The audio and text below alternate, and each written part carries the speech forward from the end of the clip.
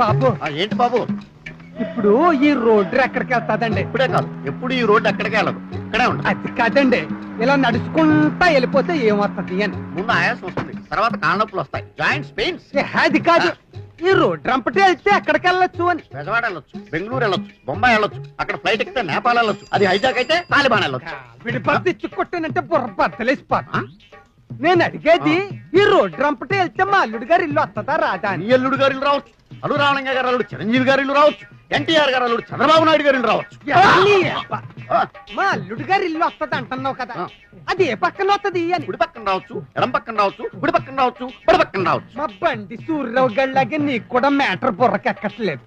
ఇప్పుడు మా అమ్మాయి మా అల్లుడు గారి ఇంటికి వచ్చింది, వాళ్ళిద్దరు వాళ్ళ ఇంట్లో ఉంటున్నారు. వాళ్ళ ఇల్లు హైదరాబాద్ లో ఉంది, అది ఎక్కడ ఉంది అని అడుగుతాను. రాంపల్లిలో ఉండొచ్చు, చిక్కడపల్లిలో ఉండొచ్చు, కోకట్పల్లిలో ఉండొచ్చు, పోయినపల్లిలో ఉండొచ్చు. పట్నంలో ఉన్నారా అంటే పల్లెలన్నీ చెప్తావేంటి? పట్నమా? మెహదీపట్నంలో ఉండొచ్చు, ఇబ్రహీంపట్నంలో ఉండొచ్చు, గౌరీపట్నంలో ఉండొచ్చు, విశాఖపట్నంలో ఉండొచ్చు. పట్నం వెళ్ళిపోతావేంటి నువ్వు? లేకపోతే ఎప్పటి నుంచి ఎదుగుతున్నావు నీ అల్లుడు అడ్రస్? నువ్వు 6-7 వారాల నుంచి ఎత్తుకుతున్నావు.